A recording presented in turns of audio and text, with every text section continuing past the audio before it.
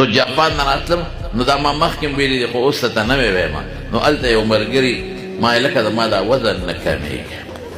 وړه مو ځان له شین که څوک وایي واک کوه په واکونو هم ستړي شو څوک وایي غنمو جو ډوډۍ بنده که یو ځل ډاکټر ما ته وایي غنمو ډوډۍ بنده که د اوربشو خوره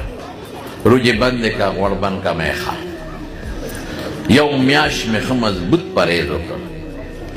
پروګرامونو له هم تلم لکه ډوډۍ به پکې نه سهار به مې د اوربشو داسې پوټې غوندې روټۍ خوړه ماسپښین دارالعلوم حقانیې ته تلم د هلکانو ته پته دي به روټۍ خوړه ما به نه خوړه هر څه مې بند کړي وریجې او غنم او جوار او دا څه ورته وایي چپاتي او هر څه مې بند کړي میاشت پرهیز مې وکړ ډېر خوشحاله وم مې که خیر یو 110 کیلو وزن له به مې ډغره ورکړې انشاءالله او په لاره به راتلم هلته به د موټر والا ته ما وې یو 2 کیلومیټره ته ما نه مخکې ودرېږه زه به ورپسې تیز روان وم واک به مې هم کوم مازدیګر هلته مې رشکه کې دوستان دي د هغوی ځای ته تللی وم هغوی حلوا پخ کړې وه ښه لا مزېداره د سوچو غوڼو ویده وخورم نه ما پرهیز شروع کړی دی غوړ هر څه بند چې دا وزن مې لږ کم شي هغه وی یاره په دې لږه څه نه راځي یاره مې نه خورم ما پوهې څونه کم شو مې لا مې نه دی کتلی میاشت پوره شوه یو ورځ نیم پس چې لږ نور هم ښه پرهیز وکړم او پرهیز باندې تنګ شم بیا به ګورم انشاءالله 20 30 25 کیلو به که خیر کم شوی هغې وی یاره ته وګوره نو هغې سره ډیجیټل تل او هغې راوړله مې زه راوړه انشاءالله 20 25 30 کیلو له مې ډغره ورکړې نو چې هغې باندې ودرېدم نو 1 کیلو کم شوی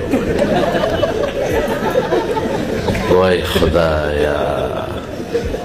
مې دې خوا که دا حلوا را دې خوا که هسې هم ځان ډله شین که او دا څیزونه هم پرېښودل دا خیر دا څنګه په دې اوبو د اوربشو ډوډۍ او بیا هم غټې زما شاګردان دي هغه ډېر غټ غټ دي ټول غټ دي ټول غټ دي نو ما ورته لکه تاسو ټول غټ غټ یې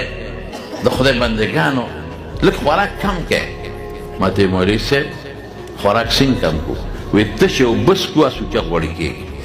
غټېږو کور هم بدل که بل کور ته لاړو بیا هم غټېږو وایي ښځې هم نری نری را واده کړې وایي راشه وګوره په کټ کې د ناستې نه دونه غټې شو دا دوی ورته جینز غوندې وایي بعض انسان کې وي د هغې د وجې نو ما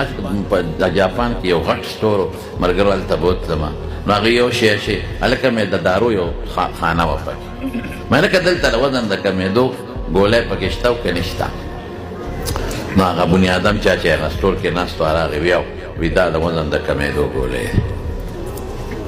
جاپاني پې لیکلی بل څه نو ما یو ډبې راواخېسته